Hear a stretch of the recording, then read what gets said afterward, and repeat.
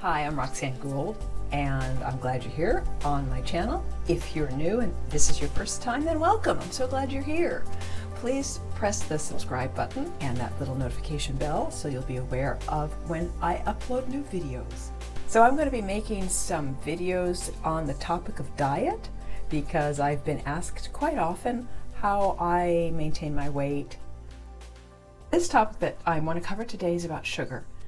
We have a lot of sugar in our diet that we are not really that aware of. It's woven into so many items on the shelf in the food store, and it's kind of causing a problem with weight and health in this country, which I'm sure a lot of you are aware of.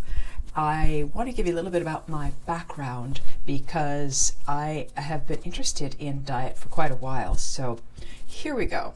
I was raised in California, and I was exposed to health food in an era when health food wasn't even a term yet. So it was a new expression that was being coined, and we became, in our household, more subject to wanting to have health foods. We had a lot of smoothies and ate simply, naturally, you know, the fruits and the vegetables and the grains. So I grew up like that, and I remember being in elementary school and wanting to finish my lunch with a carrot because I felt it cleaned the sugar off of my teeth. Yeah, all the way back in elementary school I was aware of how food could affect our bodies. So I have maintained a pretty steady weight throughout my life, fluctuating between 4 pounds. I'm 6 feet tall, and I fluctuate between 128 and 132. There's been a couple periods in my life when I did gain weight. When I was in high school, that was when I gained a lot of weight because I was in an anxious time. I was graduating. I didn't know where I was going to live. I didn't know who I was going to live with. I didn't know what I was going to do. So I was worried, and I didn't have anyone to really talk to or guide me. So I ate. I found a lot of nourishment in feeding that emotional state that I was in. I was upset, so I wasn't hungry for food, but I was hungry for answers, and the food fed it fed my spirit. It made me feel like I was being nourished on some level, and I used to love consuming those sandwiches made of honey and peanut butter. Well, I ate so much that I went up 6 pounds. So I believe that when you gain weight quickly, you can lose it quickly. So fortunately, I didn't keep the weight on for very long, and I wasn't a model yet, so I didn't have that extra anxiety about trying to quickly get the weight off so I could work. But like I said, I did get it off rather quickly because eventually things fell into place. But I learned about emotional eating.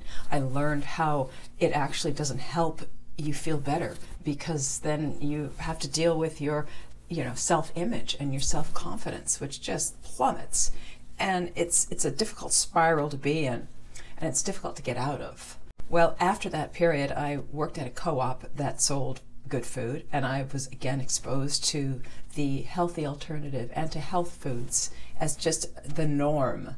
And I became really interested in food. So I was wanting to write a cookbook with healthy recipes. Well, I didn't have the support. One thing led to another, though. I kept learning. I kept exposing myself to foods, and I became very interested in macrobiotics. So I flew to Switzerland and I took a course. I stayed there for a while, and I learned as much as I could about macrobiotic eating, and it influenced me greatly. I raised my first child as a macrobiotic eater for the first few years of his life, and he is still very aware of good eating habits, just like my second child. She also is very aware of good food, and they're both vegans, and I'm proud of them that they have become aware of the effects of food. So back to the topic of this video, which is sugar. That's one of the foods that are so immersed in our culture and in our diet, and trying to get rid of it is difficult. I once was given a blood test, and my doctor said my diabetic level was a little bit too high, and so I spent one whole year trying to get it down, and I eliminated all sugar. I read every label, and I made sure that I was not eating any sugar, and Amazing how fast a year can go. So the year was over and my levels went back down. And I learned how difficult it is to avoid sugar. It's everywhere, like I keep saying, because it's everywhere. Well, I want to share with you today some alternatives to sugar. If you happen to have a sweet tooth, or if you wanted to cut back on sugar, these are what I incorporate in my diet. One of them is an alternative to honey, and that is brown rice syrup. Same consistency as honey, and you use it 1-to-1 ratio, but it has more nutrients, and it doesn't give you that rush and that crash. Another one that I use is stevia. Sometimes I'll put these packets in coffee, easy to travel with, or the liquid stevia. I like to mix in with plain yogurt, sweetens it a little bit. Sometimes sweetened yogurt is not the kind of sugar that I want to have. Plus I can control the amount of sugar by the liquid stevia.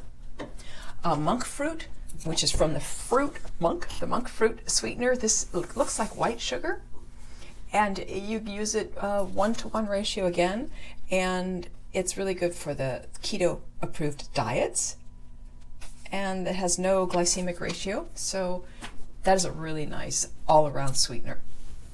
Once you start to change from white sugar or brown sugar to these alternatives I just mentioned, your palate will become more sensitive. And over time, with a sensitive palate, you'll be able to understand how sweet, once you start eating the regular things again, how sweet they are. And it'll be easier for you not to indulge in regular desserts, say like a piece of chocolate cake, with the regular sweeteners. I think your palate will just scream, oh my gosh, this is so sweet, I can't take it.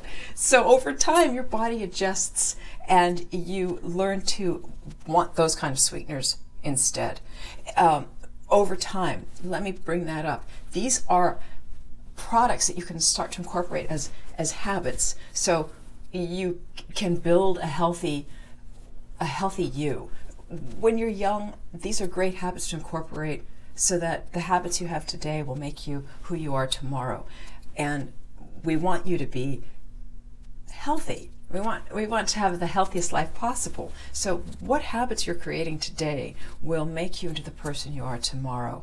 Oh, another alternative is cooked fruit, or fruit in general, but one of my favorite desserts are ripe bananas fried in coconut oil.